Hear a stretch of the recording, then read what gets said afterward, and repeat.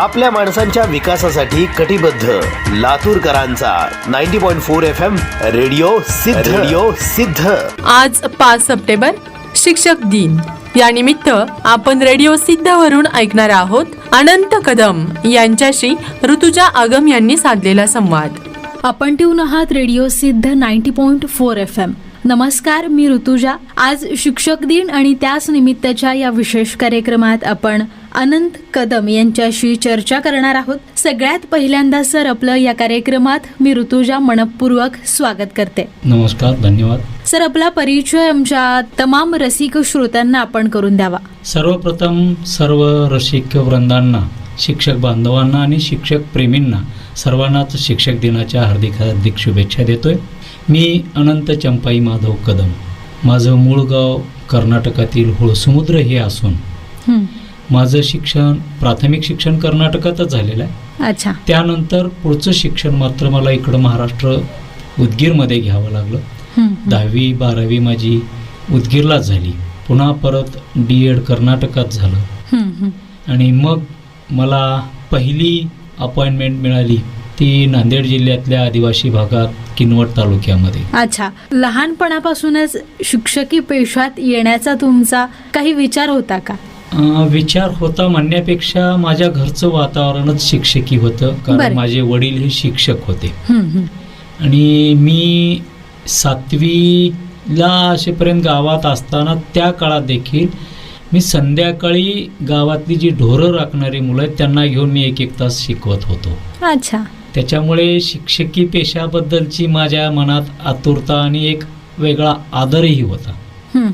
एकंदरीत पहिला अनुभव कसा होता? तुम्ही सांगितलं की आदिवासी गावापासून तुम्ही शिक्षणाचं कार्य चालू केलेलं आहे, तो अनुभव कसा होता, काय सांगाल? दंगे उसळलेले होते महाराष्ट्रामध्ये, चौकडे कर्फ्यू चालू होता आणि त्याच काळामध्ये मी शाळेला जॉईन व्हायला जायची तारीख आली होती। बर। परिस्थिती तशी होती, वाहनं नव्हती। किनवट मी फक्त ऐकून होतो आदिवासीच्या नावानं, परंतु कुठे काय माहिती नव्हतं, जायचा रस्ता माहिती नव्हता। आणि मग पहिल्यांदा शासकीय नोकरी आलेली सोडायची नव्हती। आई वडिलांचा आग्रह होता की काही कर, तू जॉईन हो। आणि मग मी जॉईन व्हायला निघालो। बसेस सगळ्याच काही बंद होत्या, रेल्वे सगळेच। ट्रकमधनं माझा प्रवास चालू झाला। आईची माया वेडी असते म्हणतात, त्या पद्धतीनं माझ्या आईनं एक पेटी भरून माझं सगळं साहित्य पेटीमध्ये आणि एका पिशवीमध्ये काही साहित्य, म्हणजे ज्वारीचं पीठ, हरभऱ्याचं पीठ, गव्हाचं पीठ, भगोणं, तवा, ताट, ह्या सगळ्या गोष्टी दिल्या होत्या। प्रवास खडतर आणि त्याच्यात हे सगळा बोजा घेऊन मी निघालो। जात असताना अनेक ठिकाणी अडचणी आल्या, पण ट्रकवाल्यांनी थोडंसं सहकार्य केलं। त्यातल्या त्यात विशेष करून मला पोलिसांचं चांगलं सहकार्य लाभलं आणि मी किनवटला गेलो। तिथं उतरल्यानंतर मला रस्त्याला कोणीच दिसत नव्हतं आणि मी जात असताना पोलिसांनी हटकलं, कोण कुठला, त्यावेळेला मला त्यांना सांगावं लागलं। पोलिसांनी मला थांबून चहा पाणी केलं। बर। आणि तिथून मग किनवटहून मध्ये 16 किलोमीटर अंतरावर असणारं पांधरा नावाचं गाव, ज्या गावामध्ये हे जे नक्षलवादी आहेत त्या काळात अत्यंत सक्रिय होते आणि त्या गावात मला जायचं होतं। तिथं जायला वाहन कुठलंच नव्हतं, डोक्यावर हे सगळं ओझं घेऊन मी 16 किलोमीटर चालत गेलो। बर। चालत गेलो। तिथं त्याच भागातले मुख्याध्यापक तिथंच राहत होते, त्याच्यामुळे त्यांची भेट झाली माझी आणि जॉईन झालो। जॉईन झाल्यानंतर ते मला म्हणले की आता घराकडे जा आणि 8 दिवस राहून सगळं घेऊन या। मी म्हटलं सगळंच दिलं माझ्या आईनं, मला आता लगेच गेलो तर आई वडील रागवतात आणि जायला प्रवासही नाही, त्याच्यामुळे मी तिथंच, म्हणजे पहिल्यांदा गेलो ते मी सरळ 15 दिवस शाळेत कंटिन्यू केली आणि मग 15 दिवसानंतर मला गावाकडे जावं लागलं। ज्या शाळेत मी गेलो ती शाळा 3 वर्षापासून बंद होती। आदिवासी भाग असल्यामुळे ते सगळं दुर्लक्षित, आणि मग शाळा 3 वर्षापासून बंद असल्यामुळं मला खूप अडचणी आल्या। शाळेला 2 इमारती होत्या, 2 खोल्या होत्या, एक पडलेली होती ज्याचा गावकरी शौचालयासाठी वापर करायचे, एक होती ती खाली फरशी वगैरे काही नाही, सगळं उंदरांचं घर होतं ते। मी काढून कसं साफसूफ केलं, पण गावातली मुलं काही शाळेत यायला तयारच नव्हती। जवळपास मला ते पहिलेचे जे 15 दिवस केवळ आणि केवळ पालकांच्या भेटी घेणं, त्यांना विनंत्या करणं, सगळं करावं लागलं. पण 15 दिवसानंतर देखील एकही मुलगा शाळेकडे यायला तयार नव्हता. बर. तेवढ्यानंतर मग गावाकडे आलो, सगळी कथा सांगितली. वडिलांनी मला रागावली, म्हटलं तुला नोकरी करायची आहे, पोरं तुला जमवाच लागतील, जमत नाहीत हे कारण सांगून जमणार नाही. अगदी साहजिक आहे. आणि मग 15 दिवसानंतर गेल्यानंतर मग मी थोडंसं प्रशासकीय विभागातनं काम करायचा प्रयत्न केला. सरपंचाला लेखी अर्ज केला, पोलीस पाटलांना लेखी अर्ज केला गावात, की म्हटलं बाबा गावातली मुलं येत नाहीत आणि त्याच्यासाठी तुम्ही मदत करा. अंगणवाडी ताईंना विनंती केली, ते म्हटले कोणीच येत नाहीत. मग शेवटी मी गावात फिरत राहायचो. आदिवासी भाग तिथं काही दुसरं काहीच नव्हतं, गावं घर माणसं शेती, त्यांचा कुठला व्यवसाय काही नव्हता, तिथं कुठलं प्रेक्षणीय स्थळ नव्हतं, काही नाही. मुलं गल्लीनं खेळायची, पण मी गेले की पळून जायची. आणि मग शेवटी मी विचार केला की आपण मुलामध्ये मिसळलं पाहिजे, त्याच्याशिवाय मुलं येत नाहीत. अगदी. आणि मग मी मुलांबरोबर खेळायला चालू केलो. गावातली लोक हसत होती, पोरामध्ये खेळायला लागले, बारक्या पोरं. पण खेळ मुलांना आवडतो, मग ते माणूस कसलाही असला तर त्याच्याबरोबर ते खेळायला तयार होतात. अगदी. आणि पर्यायानं मुलं खेळाच्या निमित्तानं माझ्या जवळ यायला लागली. खेळण्यामध्ये मी 15 दिवस घातले, म्हणजे 1 महिना माझा सुरुवातीचा शाळेशिवाय गेला, पण गावातच गेला. आणि मग हळूहळू मुलांना शाळेच्या पटांगणात आणून खेळ घ्यायला चालू केलो. पण ते शाळेचं पटांगण म्हणलं, शाळेकडे म्हणलं की पोरं पळून जायची. पण त्यांना सांगितलं नाही, शाळेत आपण शिकायचं नाही म्हणलो मी, फक्त खेळायचं आणि खेळायचं. आणि लहानपणापासून गावात बरेच खेळ खेळलेले असल्यामुळे त्या मुलामध्ये खेळायला मला खूप आवडायचं. मुलांबरोबर खेळत राहिलं. हळूहळू त्यांना मध्ये बसवायचा प्रयत्न केला, पण ते तयार नव्हती. इथं मला फायदा झाला, ज्याला म्हणतात पिढीजात गुण किंवा वडिलांचा वारसा. माझे वडील साहित्यिक, कवी, ते एक नामांकित, त्याच्यामुळे माझ्यामध्ये कविता लेखनाचा गुण आलेला होता. आणि मग मी असं ठरवलं की मुलं खेळायला तयार आहेत, नाचायला गायला तयार आहेत, पण शिकायला तयार नाहीत, मग काय करायचं. मग मी मुळाक्षर पूर्ण गाण्यातनं घेतली, उजळणी पूर्ण गाण्यातनं घेतली. आणि त्या मुलांमध्ये ते गाणे म्हणत नाचायचं. आणि त्याच पद्धतीनं ती मुलं मग नाचायला लागली. आणि मग ते नाचत नाचत त्यांना तेच म्हटलं की आता आपण जे गाणे म्हटलं, आपण जे खेळलं तेच वर्गात घेऊ, बाहेर वर्गात काहीच करायचं नाही. असं करून मुलांना वर्गात घेतलं. हळूहळू माझी शाळा चालू झाली. म्हणजे जसं की पाण्यामध्ये मिसळायचं असेल तर आपल्याला पातळ व्हावं लागतं, अगदी अगदी. मुलांमध्ये मिसळायचं असेल तर मुलगाच व्हावं लागतं. मी मोठा आहे म्हणून तिथं चालत नाही. अगदी. सर, एकंदरीत हा तुमचा आदिवासी भागापासून सुरू झालेला प्रवास नक्कीच खडतर आहे. विद्यार्थ्यांसाठी वाचक संवाद असेल, पुस्तक प्रकाशन असेल, कवी संवाद असेल, असे वेगवेगळे कार्यक्रम राबवत आहात. तर एकंदरीत या सगळ्या उपक्रमांविषयी काय सांगाल आम्हाला? उपक्रम म्हणजे मुळातच मला लहानपणापासून हे सगळ्या गोष्टी करायची आवड होती. शिक्षकी पेशात आल्यानंतर देखील मी ते चालू ठेवलं.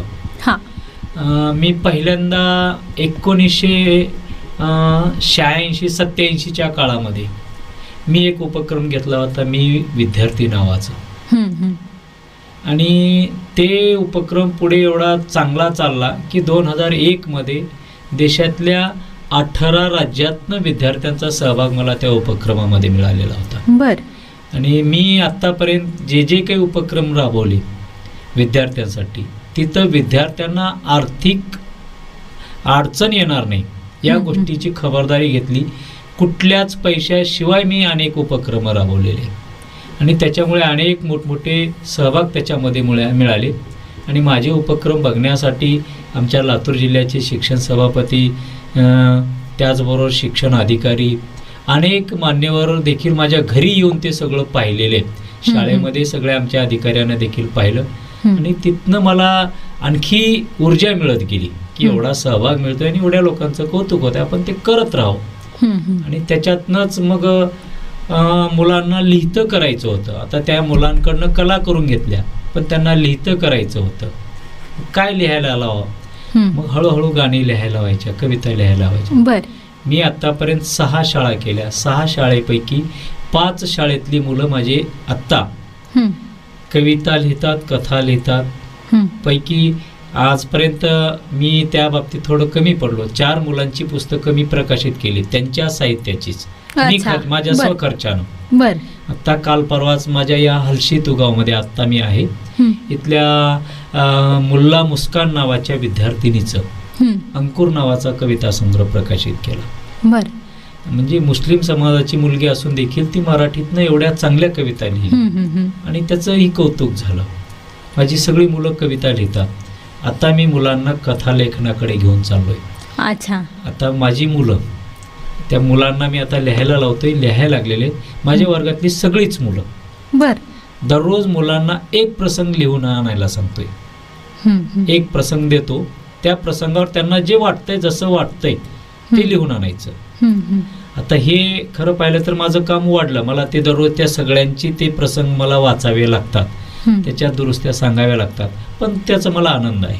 अगदी सर, तुम्ही खरंच हा स्तुत्य उपक्रम राबवत आहात. या उपक्रमाच्या माध्यमातूनच विद्यार्थ्यांमध्ये असलेल्या कला सुद्धा ह्या पुढे यायला सुरुवात होतीये. या मुलाखतीमध्ये आपण ही बातचीत अशी चालू ठेवणार आहे. सर, तुमच्या काही कवितेच्या 4 ओळी आज आम्हाला ऐकायला आवडतील. नक्कीच. मुलांना वाचता आलं पाहिजे, लिहिता आलं पाहिजे, हे सगळं अत्यंत गरजेचं आहे. आणि म्हणून मी जे उपक्रम राबवतोय, मी विद्यार्थी असेल, वाचक संवाद असेल, चला कवितेच्या वनात असेल, त्यांचं मी मूळ स्लोगनवरती असं ठेवलेलं आहे, वाचन, लेखन, स्मरण, कथन आणि मग वाचन, लेखन, स्मरण, आचरण आणि मग कथन. हं, हे 5 शब्द तिथं ठेवलेले. त्या पद्धतीनं मुलांना वाचायला सांगतो. हं. माझ्या गाडीमध्ये कधीही पुस्तकं पडलेली असतात. मुलांना मी सतत बदलून पुस्तकं देतो. शाळेतली तर आहेतच. काही मुलं एवढी चांगली वाचतात, ते मग काही मुलं पुस्तकांची नावं सांगतात. ती पुस्तकं मी उपलब्ध करून त्या मुलांना देतो. हं, हं. वाचक संवाद हा उपक्रम राबवत असताना मुलांना संधी द्यायची. मग त्याच्यासाठी मी असं बंधन टाकलेलं आमच्या वाचक संवादामध्ये. वाचक संवाद हा महिन्यातनं 2दा होतोय, पहिला आणि तिसरा सोमवार. पण कंपल्सरी दिवाळीतल्या सुट्टीतला 1 सोमवार आणि उन्हाळ्यातल्या सुट्टीतला 1 सोमवार केवळ आणि केवळ मुलांनीच पुस्तकावर बोललं पाहिजे. हं, हं, हं. बालवाचक संवाद त्याला आपण नाव दिलेलं आहे. हं. आणि त्याच्यातनं सुरुवातीच्या काळात थोडीशी शंका मलाही होती की मुलं पुस्तक वाचून पुस्तकावर बोलू शकतील का. हा. परंतु पहिल्यांदाच रागिनी नावाच्या मुलीनं एक होता कारभार या पुस्तकावरती 1.5 तास नॉनस्टॉप बोलली आणि तेही पुस्तक, चिठ्ठी, चपाटी काहीच समोर न ठेवता. बर. आणि तिथून आम्हाला एवढं आश्चर्य वाटलं की म्हटलं आम्ही देखील 1.5 तास पुस्तकावरच एवढा वेळ आम्ही बोलू शकत नाही. मुलं बोलले आणि तिथून पुन्हा आता आज तागायत आमच्याकडे ही प्रथा चालू आहे. मुलं वाचतात, बोलतात आणि आणि इथं शाळेत हे लिहितात. अशा पद्धतीचा हा उपक्रम चालू आहे. तर आपण म्हणत होता की एक कविता आपली म्हणून दाखवावी. मी मुद्दाम कविता आपल्याला किनवटमध्ये तयार केलेलीच कविता म्हणून दाखवत आहे. मुलांनी शाळेत यावं, त्यांनी बाराखडी शिकली पाहिजे, उजळणी शिकली पाहिजे, याच्यासाठीची कविता. मुळाक्षरावरची एक कविता आहे माझी, ती आपल्याला म्हणून दाखवतोय. अफाट प्रेम आमुच्यावरती आई करीते फार, इतर कुणी करीत नाही इमान इतबार. उत्कट जिवाळा दिसून येतो, उफाळून येते प्रेम. एक नाही 1000 गोष्टी ऐकाव्या त्या कमी. ओढमनी जी लागून राहते, औषध नाही कोणते. अंतःकरण भरून येते, आई विनान काही सुचते. तर ही जी कविता आहे, या कवितेच्या प्रत्येक ओळीची सुरुवात मुळाक्षराच्या एकेका अक्षरानं सुरुवात होते. अच्छा. अफाट अ, आमुच्या वरती आ, इतर कुणी ई. तर अशा पद्धतीनं अ आ ई हे सुरुवातीला घेतलं. अगदी अगदी. आणि उजळणीच्या कविताही अशाच केल्या. त्याची एक मी 2 ओळी आपल्याला म्हणून दाखवतो. उजळणी शिकवायची होती आणि तिथल्या परिस्थितीनुसार मी तयार केलं. शाळा माझी एक मी बाई लाडकी लेक, मी अन भाऊ दोन, मला करीत नाही काही कोण, वर्गाला खिडक्या 3, बाहेरून बघतय कोण.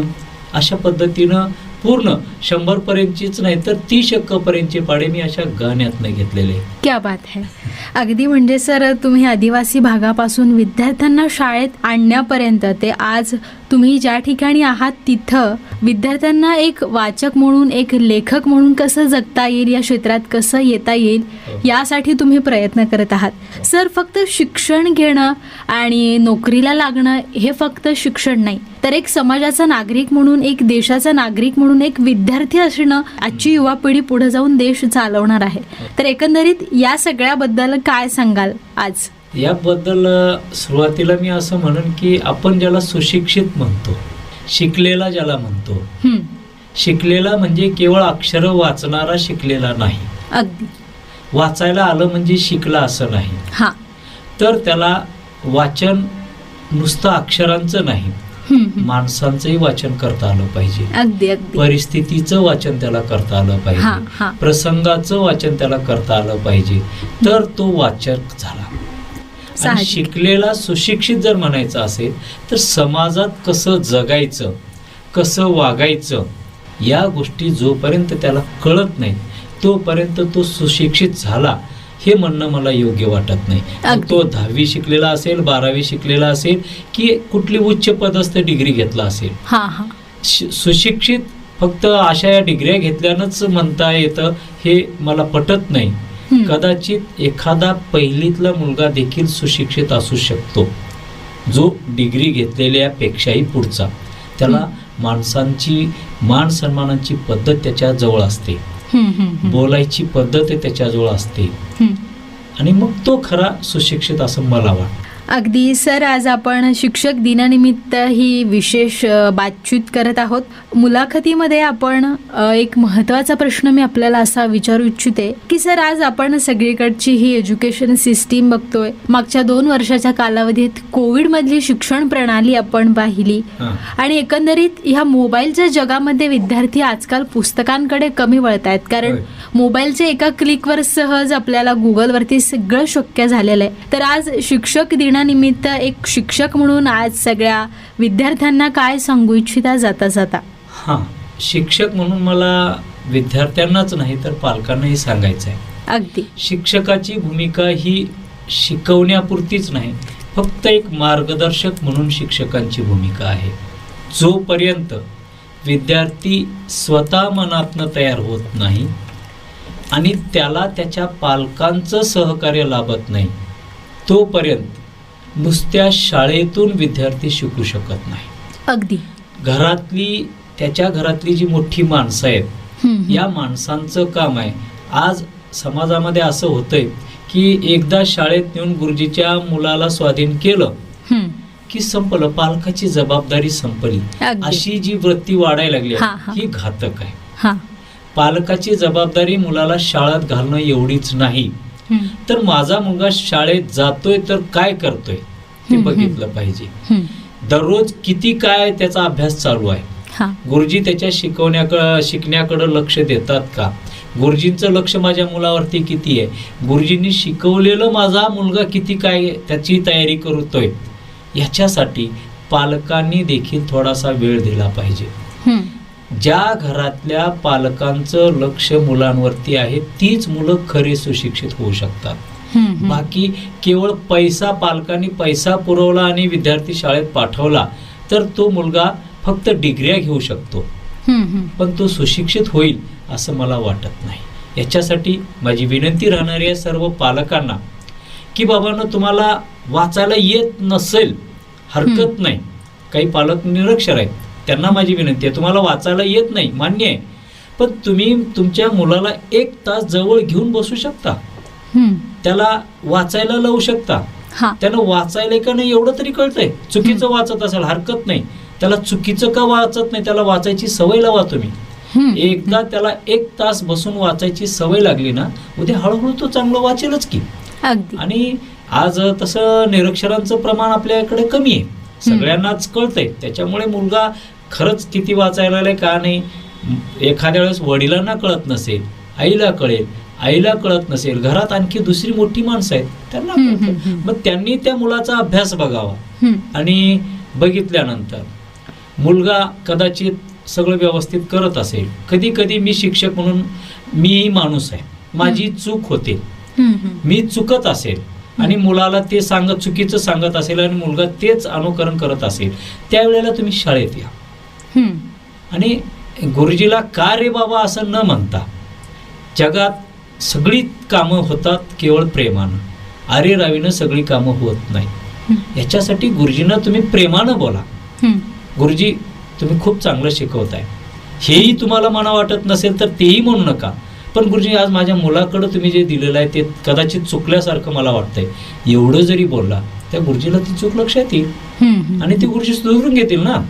याच्यासाठी शिक्षकांचं आणि पालकांचं नातं हे मित्रांच्या सारखं असलं पाहिजे. अगदी. तर त्यांचा तो मूल आहे, जे पाल्य आहे, जे विद्यार्थी आहे, ते नक्कीच यशस्वी युवक, यशस्वी नागरिक, देशाचा एक कर्तृत्ववान नागरिक बनल्याशिवाय राहणार नाही. जरी शासकीय नियमानुसार मी सेवानिवृत्त होत असलो तरी मी मरेपर्यंत शिक्षकच राहणार आहे. कारण मी या समाजाचं काहीतरी देणं आहे. त्याच्यामुळं मला या समाजाचं देण्यासाठी, उत्तराई होण्यासाठी माझ्या पद्धतीनं मला योगदान देत राहावं लागणार आहे. मी देत राहीन. मग ते योगदान मुलांना मार्गदर्शन करायचं असेल, शाळेत चांगल्या गोष्टी घडवण्यासाठी असेल, मी तसं तरी मला आता ही एक सवय लागलेली आहे. अनेक वेगवेगळे उपक्रम मी जे राबवतोय. आज मी मुलांना कविता लिहायला होते. तुम्हाला सांगत असताना मला एका गोष्टीचा आनंद वाटतं. मी काल परवाच कोरोना काळात देखील मी माझ्या शाळेमध्ये विद्यार्थ्यांचं कवी संमेलन घेतलं होतं. बरं. आणि त्यावेळेला माझ्या शाळेतल्या काही सहकार्याचं म्हणणं होतं की कोण लिहिणार आहे आणि कुठले पोरं येणार आहे तुमच्याकडे कविता म्हणायला. मी म्हटलो नाही, येतील. माझ्या शाळेतले तरी माझी मुलं आहेत, संपलं. आणि मी बाहेरच्या लोकांना आवाहन केलं तर 47 विद्यार्थ्यांनी माझ्या त्या कवी संमेलनामध्ये कविता सादर केल्या होत्या. अच्छा. म्हणजे मुलांच्या मध्ये आहे पोटेन्शियल, जे म्हणतो आपण ते आहे. ज्या पद्धतीनं एखाद्या सुगंधी द्रव्य असलेल्या बाटलीमध्ये त्याला आपण टोपण लावून ठेवलेलं आहे, झाकण लावून ठेवलेलं आहे, तोपर्यंत आपल्याला त्याचा सुगंध जाणवणार नाही.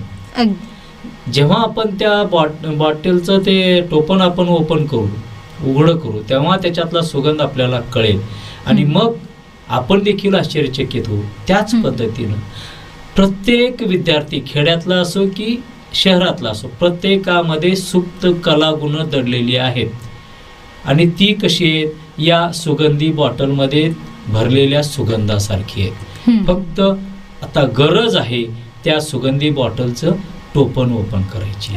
मग ते टोपण शिक्षकांनी करावं, पालकांनी करावं, समाजाने, कुणीही करावं. मुलामध्ये असलेल्या त्या सुप्त कलागुणांना त्याला वाव दिला तर ते पुढे जातं. हे सांगत असताना मी आत्ता एक ताजी गोष्ट तुम्हाला सांगतो. माझ्या शाळेतला एक 6वीतला विद्यार्थी आहे. तसा तो अभ्यासामध्ये कच्चा आहे. त्याच्यामुळे तो मागच्या बेंचावर बसतो. मी बऱ्याच वेळेला त्याला पुढे घ्यायचा प्रयत्न केला पण तो लाजतोही तसा. आणि मग 15 ऑगस्ट झाली तेव्हा आम्हाला मुलांना लेझिम शिकवायचं होतं. आमच्या शाळेतल्या सगळ्या शिक्षकांना लेझिम येतं.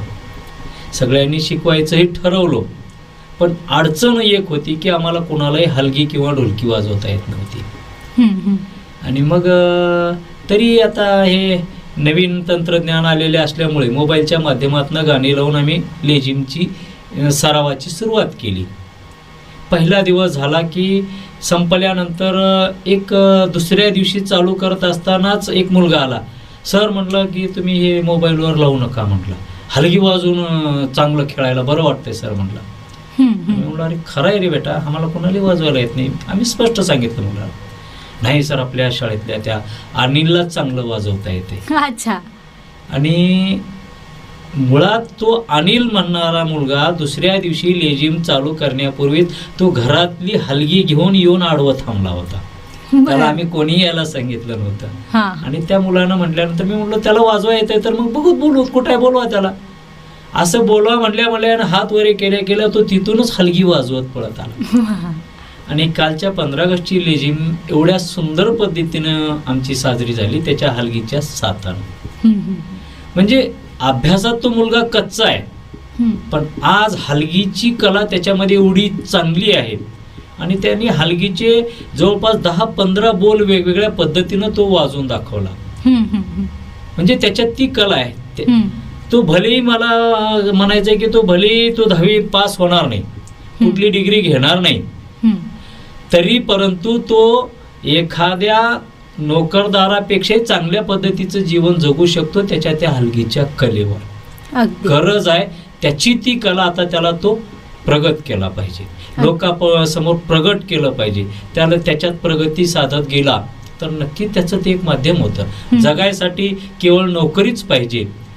आणि मला इथं आणखी एक आपल्या सगळ्या पालकांना सांगायचं आहे की मुलांना शिकवत असताना केवळ नोकरीसाठी हे शिकवणं चुकीचं आहे. सगळ्याला तर नोकऱ्या मिळणारच नाहीत आणि नोकरीसाठी शिकायची काय गरज आहे. अहो जगायसाठी शिका, नोकरीसाठी नाही तर जगायसाठी शिका. कसं जगायचं ते जगायचं कळावं याच्यासाठी शिकलं पाहिजे. आणि मग त्याच्यातल्या सुप्त कलागुणांना वाव मिळाला तर नक्कीच ते पुढे जातील. अगदी कला ही माणसाला जगवण्यासाठी सुद्धा मदत करत असते आणि आपल्यामध्ये असलेल्या सुप्त कला ह्या आपण जाणून घेणं सुद्धा तितकंच महत्वाचं आहे. सर, वेळात वेळ काढून आज या शिक्षक दिनानिमित्तच्या या विशेष कार्यक्रमात आपण सहभागी झालात, याबद्दल रेडिओ सिद्धच्या वतीनं आपले मनपूर्वक आभार. धन्यवाद. धन्यवाद आपले सगळ्यांचे धन्यवाद. पुन्हा एकदा शिक्षक दिनाच्या सर्वांना हार्दिक हार्दिक शुभेच्छा.